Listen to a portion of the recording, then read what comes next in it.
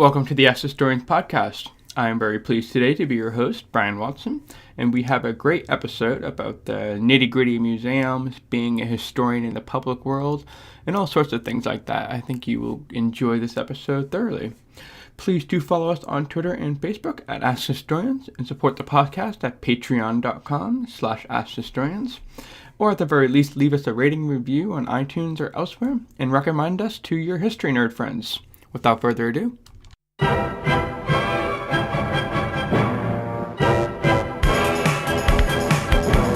welcome to the Ask Historians podcast.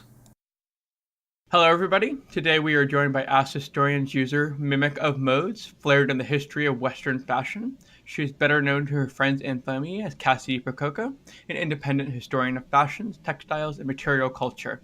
She's the author of Regency Women's Dress Techniques and Pattern 1800 to 1830, the host of A Most Beguiling Accomplishment podcast, and a collection manager at the St. Lawrence County Historical Association. You can also catch her on episode 45 talking about Regency era fashion, and on episode 100 talking about AskHistorians Under the Hood, as in what it's like to moderate and run an academic history subreddit on the internet. So I cannot think of a better person to join us here today to talk about some aspects of history and public life, what it's like to work in a museum, and to teach history to the public. So first things first, welcome to the AskHistorians podcast, Cassidy. Oh, thank you so much.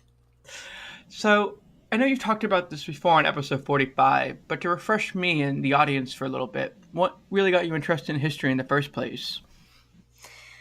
Well, I think like a lot of other girls, I got into it through the American Girl books. Of course, you know, they have all different periods and the dolls you can buy in their clothes, which definitely started me down looking at clothing and history in general, because at the back of every book they would have a little nonfiction section to teach you about child labor in factories and deaths of immigrants coming across the ocean and so on. It can be a little grim, those books. And from there, I just kind of kept reading it, reading historical fiction, and then finally getting into proper history in college and grad school. So the real controversial question is, which is your favorite American doll? Okay, I have to say that Addie is very special to me because she's the doll that I really wanted first and my parents got for me, and I read all her books and I loved them. But now that, you know, I'm older and they have more of the dolls, I am a big fan of Rebecca Ruben, who is a Jewish girl from New York City in 14 and 15, I believe, and she looks like me and she's from New York, and yeah. So, Addie and Rebecca. They're non-controversial. But you do something really different than a lot of people would consider like hard rivet counting history. You do the even harder work, I would say, of stitch counting fashion history. So what does it mean to do fashion in history?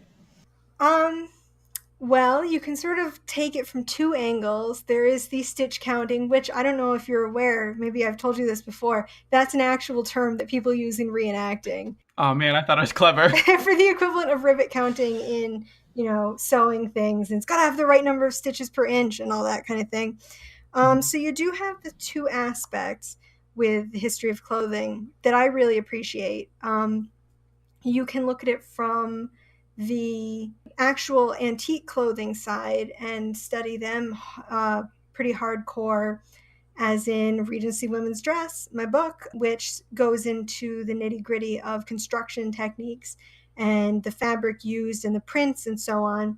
Or you can sort of come at it from the other side through texts, which is probably the majority of fashion historians work that way. And I do plenty of that too, of course. But it's tricky, as I think most history is, because, of course, bias really comes into it with those texts.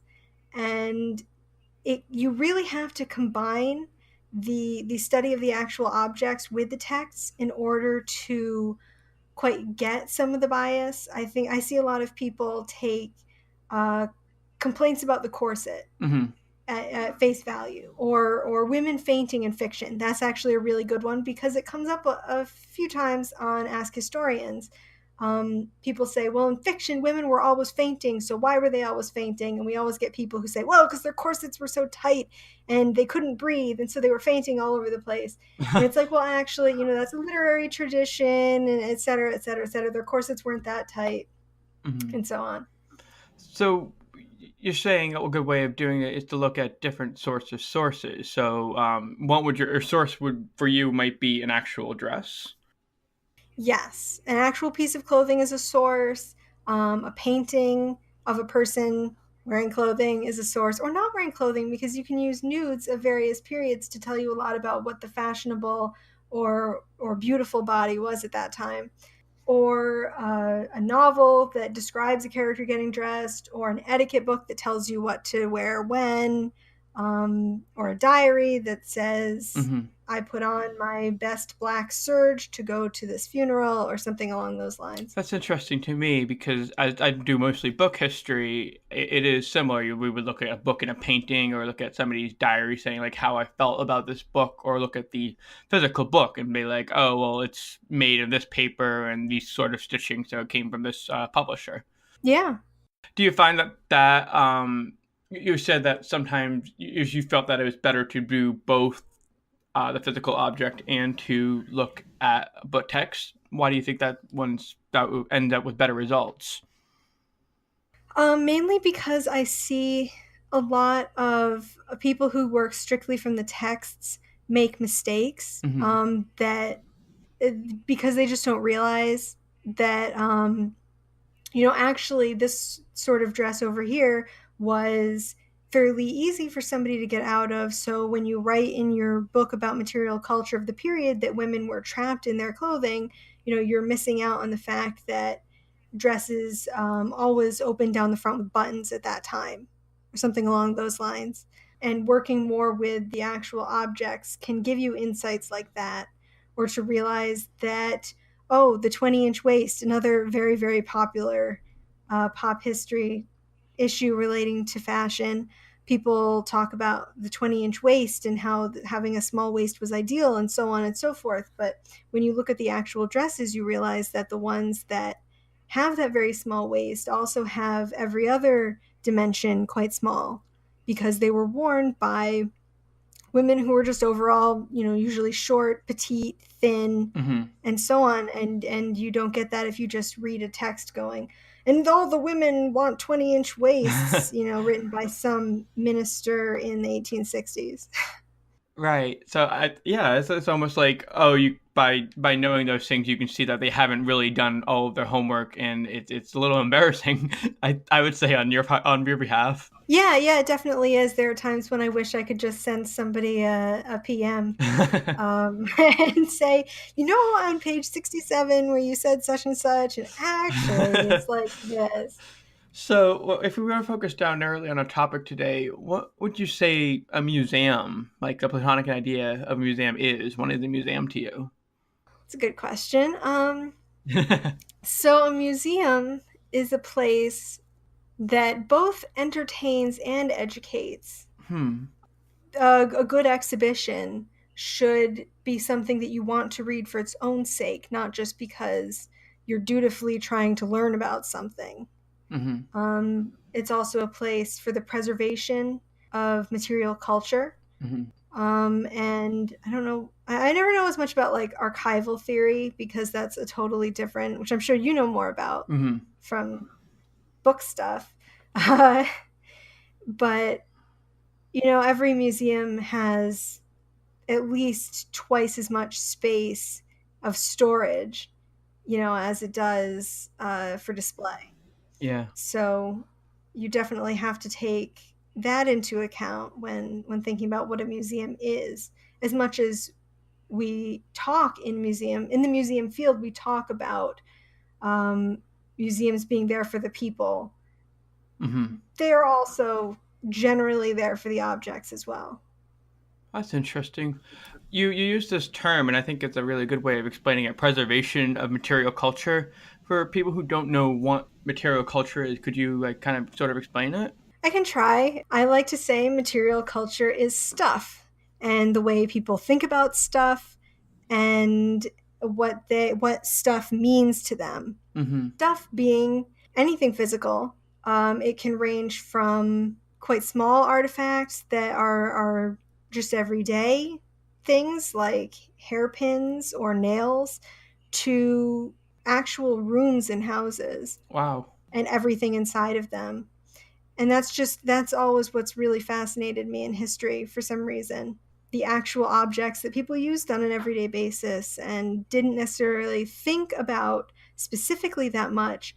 But if you were to probe into diaries or popular magazines, you would see Mm-hmm. that they actually were subconsciously, recognizing what's good, what's bad, what's old fashioned, what's new, and so on. Oh, that's interesting. And to use like a pretty terrible great man example, I guess it'd be the difference of like pair of spectacles that you own versus like, oh, these are the pair of spectacles Benjamin Franklin was looking through when he read the Declaration of Independence or something to that effect. It's the Yeah, yeah. preserving of that history and that story. Hmm. So a museum both holds those things, educates about them, and carries them forward in a sense. But is there a sort of history of museums that we should be aware of? There is, but I don't actually know that much about that.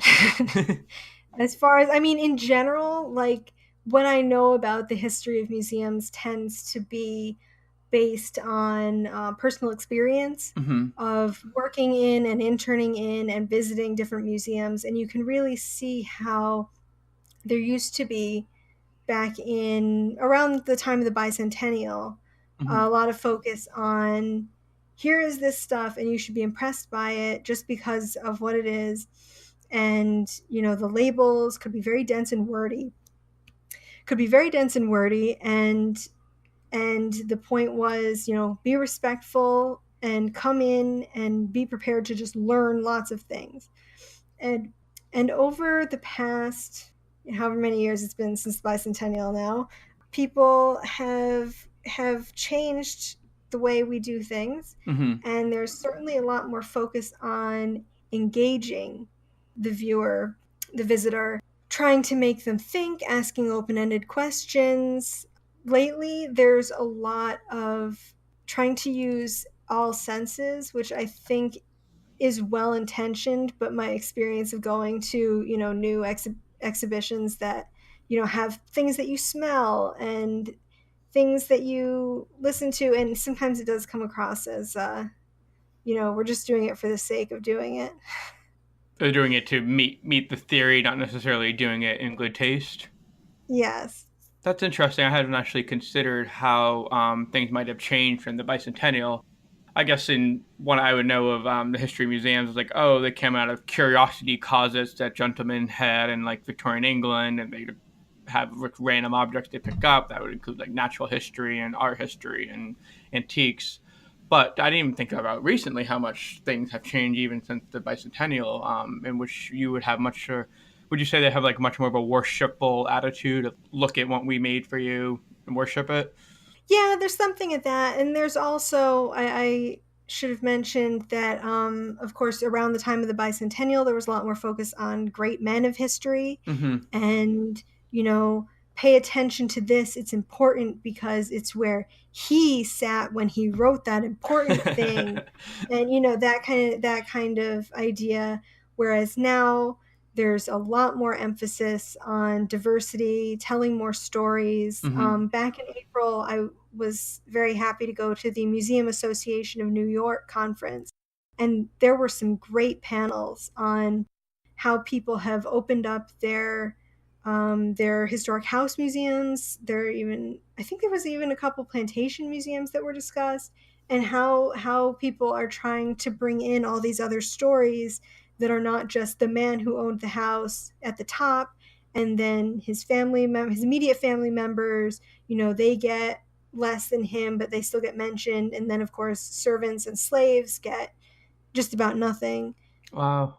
That's something that people are working pretty hard in some places to repair. To bring it down to the common person in a sense. Yes, to tell a fuller story of the place that actually incorporates all the people, because even on an everyday basis, I mean, the man who owned the house was not necessarily in it as much as other people. and is not necessarily as relevant to the story of everyday life in that place.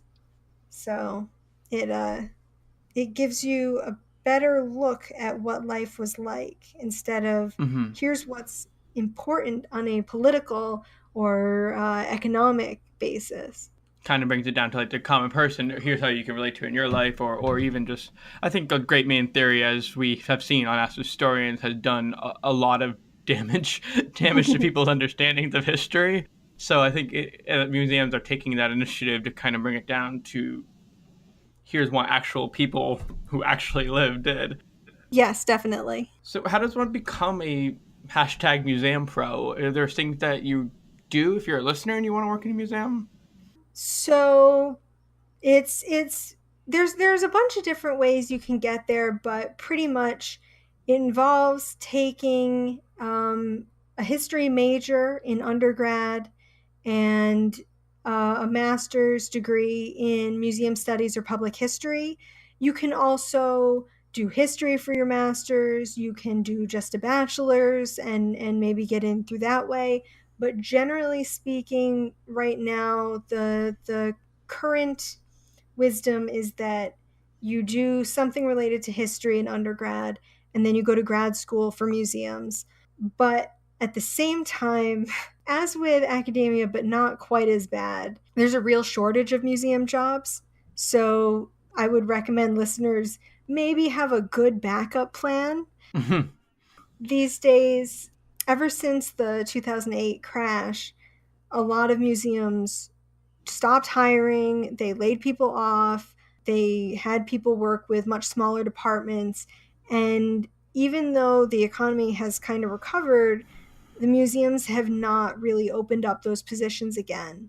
So there are a lot fewer opportunities out there, which makes it really hard for people to get a foot in the door. That was actually my next question. Where do you think the field is like? Do you see the field like improving now that the economy coming back, or do you think it's just kind of stagnated in a sense? Well, a few years ago, the New York State civil service list for historic site managers and historic site assistants and such did actually hold a new test, and they hadn't done that in 7 years. So I like to think that that's a sign that things are getting better. Um, but I mean, I haven't seen anything much in on the job boards to Mm-hmm. suggest that there's a real improvement. Although, you know, when you get to the end of the baby boomers, you know, retiring out, things might look up then, but we're still lacking all of the mid-level and entry-level jobs Right, that will help people just coming out of museum studies programs get started. right. That makes sense. Is there other fields that people might consider to do as a backup if you start out as like museum professional or public historian professional from master's degree? Mm, not in my experience. In my experience, I mean, this is kind of the one of the things that um, that the older academics are always telling the younger academics. Oh, well, if you can't get a tenure track job, you can go into museums or something like that. So you still use your skills, which is another thing that does not seem to actually be true because generally speaking, except for the really cool curator positions where they want somebody with a doctorate, the experience is just as important as having a degree. So somebody who's only got a master's but has been working in a museum is Mm-hmm. probably going to be look better in the job search than a PhD who has not. But anyway, to get back to that, um, there isn't a similar thing in museums. We don't have the older museum professionals saying, "Oh, well, if you can't get a job as a curator, you can always go do such and such." People talk in general about how the skills you learn doing history or public history can transfer over sort of in general to other things. You know, you're learning critical thinking and interpretation, writing, you're learning to write a lot, project management, and so on. But there's no like accepted, if you can't do X, then you can do Y progression, Mm-hmm. unfortunately. Unfortunately, we all have to find our way through the muddy waters. Mm-hmm. So let's kind of walk through a museum in our heads. Like as a big fan of art museums, I try to go to them in any other museums when I'm like in the area and I can get to them. It seems pretty straightforward. Like I walk in, I go ahead and I look at the prices, and at the really expensive ones, sigh at the hit on my bank account, and then I pay my ticket.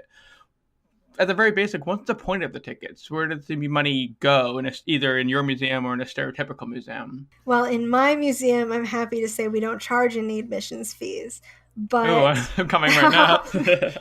in ones that do have admissions, generally it goes into back into the museum the same way that paying for a membership or responding to a donation appeal letter Hmm. does. It goes back to paying staff salaries is a large part of it. Hmm. Upkeep, preservation of collections. We have to buy a lot of non-acid tissue paper and blue board boxes. And I think that's the big, ethafoam. You also have to buy lots of ethafoam to put on shelves so that things don't have to be right up against the hard metal. Hmm. That's probably the biggest. I'm not super familiar with the budgets of larger museums, but I think in the one where I work, it's salaries is a lot of it, which, people don't like that in general. People always say they don't want to give to charities that have a lot of overhead, but nothing can happen if you don't have the staff. Right. So I think it's pretty important to make sure those salaries get paid. What were the things, the three things you mentioned? I think it was ether foam, a non-reactive tissue paper, and something boxes. Sure. So ethafoam is like a much more flexible styrofoam that is inert chemically, so it's safe for you to put objects on. And we use that as a cushion, Hmm. a very thin layer of it. You can put over a shelf, you can put in a box, you can put between moving parts on an object to keep them from rubbing each other. And we use larger blocks to carve out places for an object to sit. Hmm. Like if I have a fancy necklace and I need to make sure that it stays in place, I can put down the ethafoam. I can carve out a little depression in the shape of the necklace and then put it in the box. Hmm. And you can also make object mounts out of that. About a year ago, I made a couple of dress forms for the museum carved out of ethafoam Hmm. so that we could display antique clothing if I should ever get the opportunity to actually do that. Hmm. So, acid free tissue paper, which you can get either unbuffered, completely inert, or buffered, a little basic to counteract acidity. Both of those are what we use in lots of different situations in a museum. You can roll it up to puff out something that you don't want to lay flat in a box. A lot of times we fill out sleeves with tissue Hmm. if in a dress that's lying in a box, or we'll put it inside of a fold so that the fabric doesn't actually crease. The unbuffered tissue is something that we generally use for fabrics that are based in protein, like silk or wool or camel hair, mohair, anything like that. Hmm. But cottons and linens and other fabrics that are made out of plants tend to get really acidic as they get older. So we use the buffered paper to sort of leach out the acidity. And you do have to change paper every so often because it does get gross and yellowed and it picks up Hmm.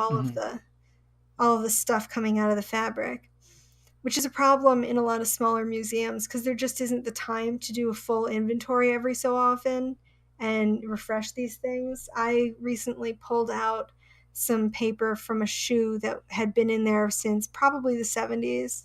Wow. I was like, oh, that's gross. And blue board is our basic building block in a museum in collection storage.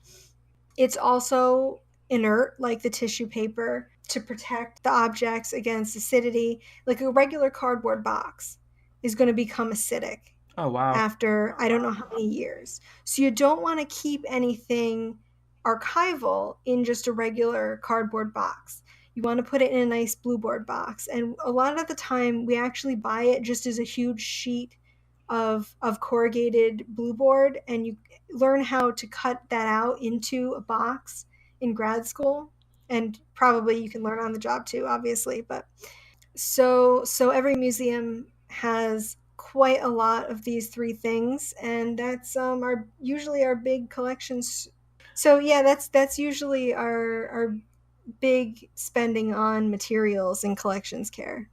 Do you think you talk for just a second about why acidity is such a concern? You mentioned it kind of it leaches out of like old fabrics, but it's also it's a concern in libraries as well. But why is it such a concern in museums with like hard stuff?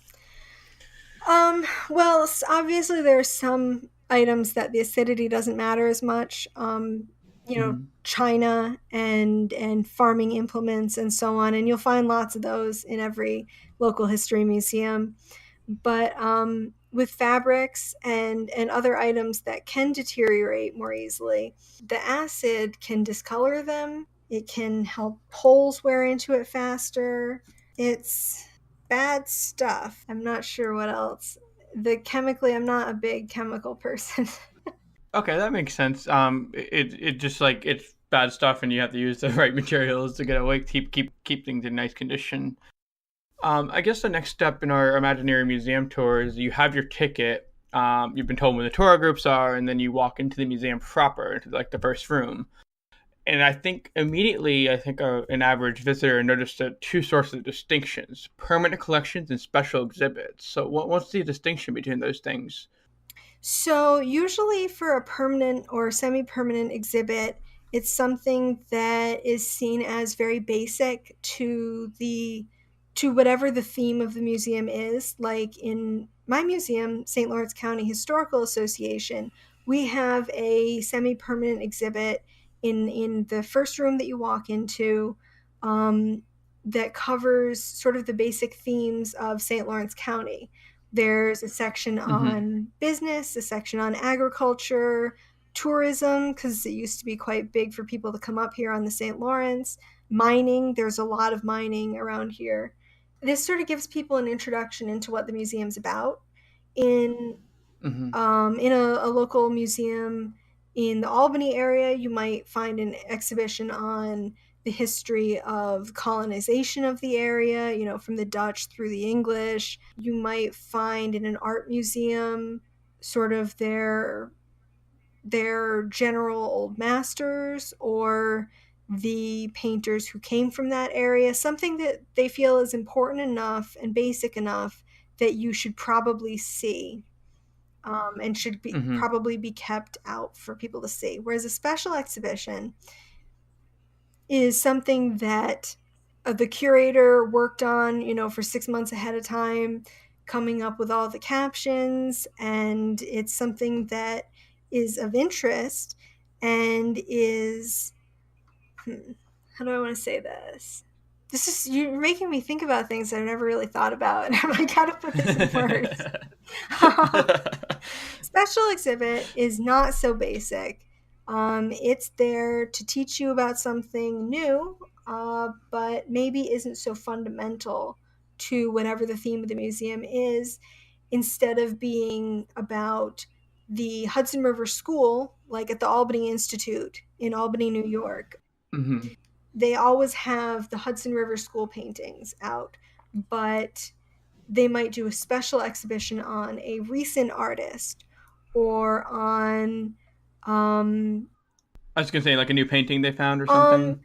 yeah, it could be a new painting that was donated and they've decided to make an exhibit all around that theme. Either other works by that artist or other works on the same idea. They also did one while at the Albany Institute while I was interning there, called Great Strange and Rarely Seen: Treasures from the Archives. Or no, I don't remember. Okay, called Mm-hmm. Great Strange and Rarely Seen, and that showcased a lot of items that don't make it out on display regularly. So you can sort of have a theme that's just, here, we wanted to show this to you. Mm-hmm. That gives you the opportunity to treat it however you want. Right now, I'm working on an exhibition at work, called Arts and Entertainment in St. Lawrence County. And that's sort of similar. I can show you any kind of Mm-hmm. pieces I want in order to tell you about how people made art at home, how they entertained themselves, how they went to the theater, professional work versus amateur work, and so on. It's really all about how the curator interprets it. That's interesting. It kind of leads me into, I think, like a question: where do you get the idea for a special exhibit like that? Where do you come up with it? And Well, in my case, for our fall exhibition, I'm technically supposed to relate it to Frederick Remington somehow. Remington was born in Canton, and he obviously traveled all over. He went to Russia, he went to the West, he lived in New York City, but he came back up to this county and lived in Ogdensburg. And so every fall we have the Remington Arts Festival. And so I've got to tie it in somehow. So obviously I went, oh, well, Remington did paintings, so I can show one of his paintings plus, a bunch of other artwork from this area. Other times I'm just kind of walking around in the collection storage and I'll see something that I like and think, how can I make that be an exhibition? What about that is so interesting? Mhm. And how can I get other people to be interested in it?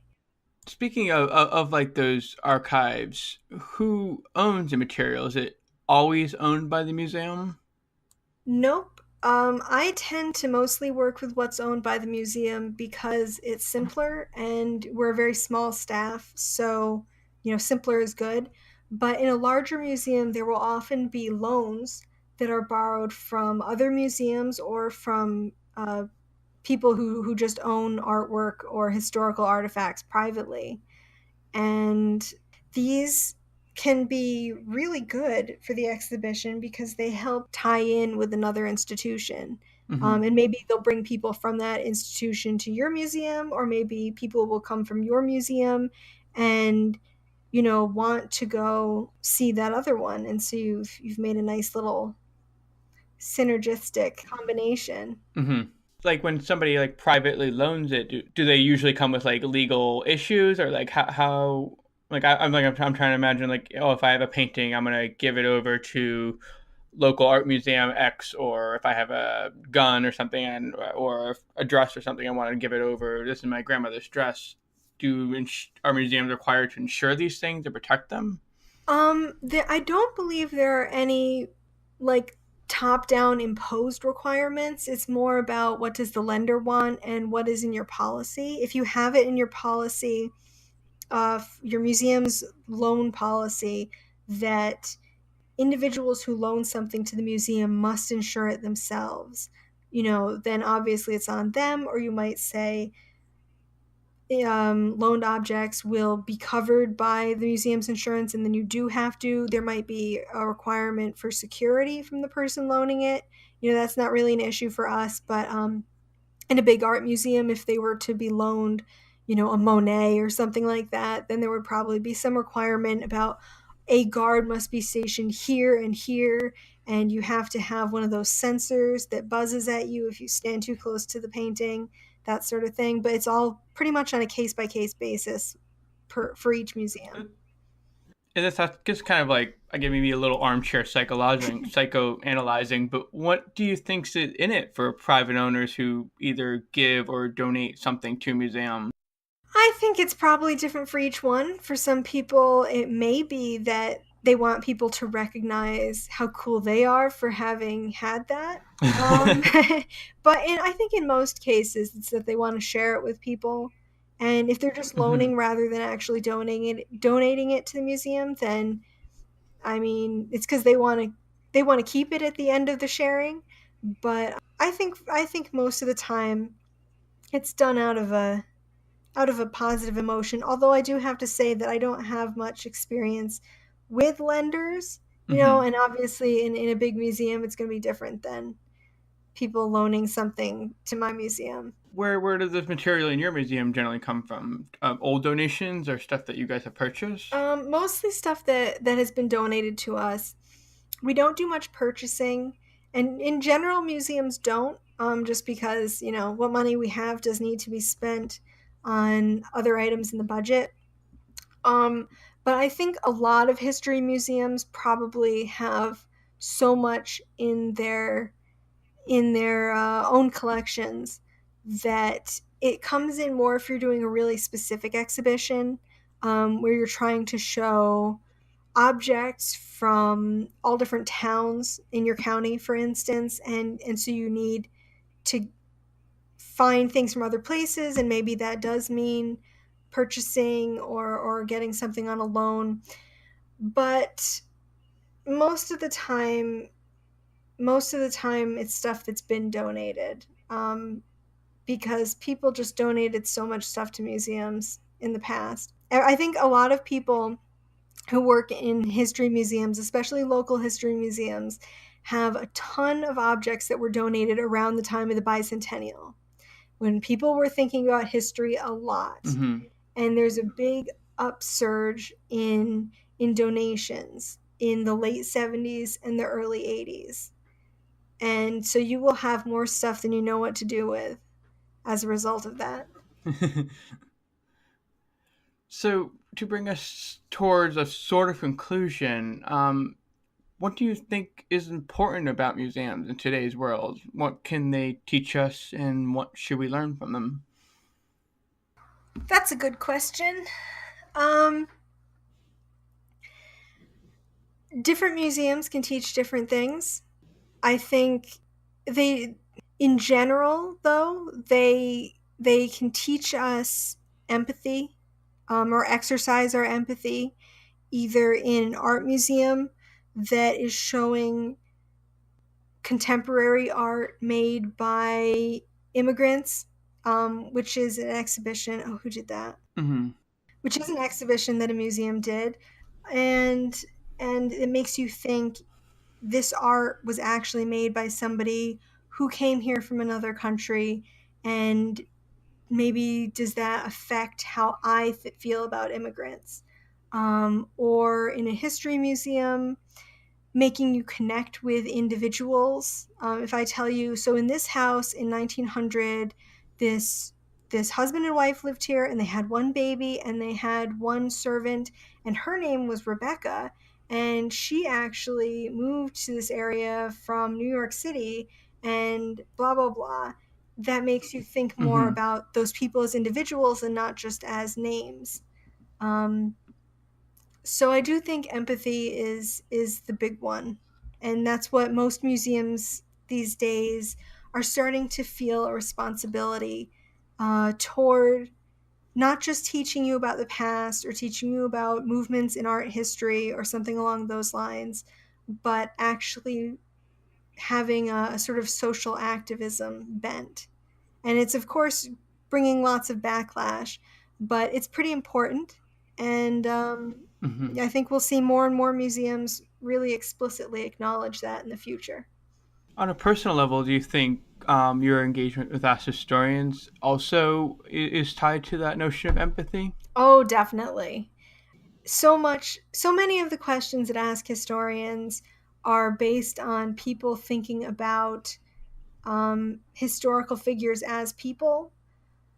I mean, we do get, of course, Mm-hmm. the, which tank tanked the best questions, and, what did Hitler think about such and such? And, similar, that's just more about, why didn't General Sherman move his troops over here instead of moving them like that?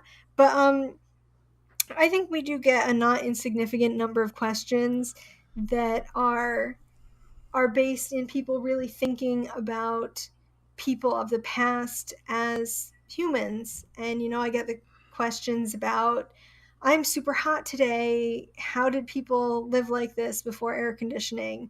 Or what did people eat? What was it like? My favorite is when people say, just what was it like to live in, You've been X listening to the time, Ask X Historians place, which podcast. is Please so support us hard at to answer because, like, what was it like? I mean, patreon.com/AskHistorians. there's a million Find different more ways to history take like that. this by following But us on Twitter and at Facebook, heart, I mean, and it's by somebody visiting us who's at trying to askhistorians.reddit.com and understand ask what it hundreds of actually have historians felt and like to enthusiasts be a anything person you who want to lived know in that about history. time period. And I think that's pretty great. I do too. I think that's probably the best answer I could have gotten to this question.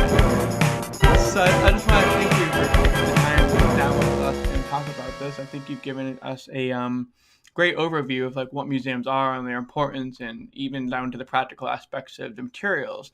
But as always, I know that I'm sure there will be follow-up questions and Ask Historians, so I hope our listeners, if they have any questions, will come join us, and I hope you will join us in answering them. Oh, yes, definitely. Thank you so much for being with us today, Cassidy. Oh, thank you very much for having me.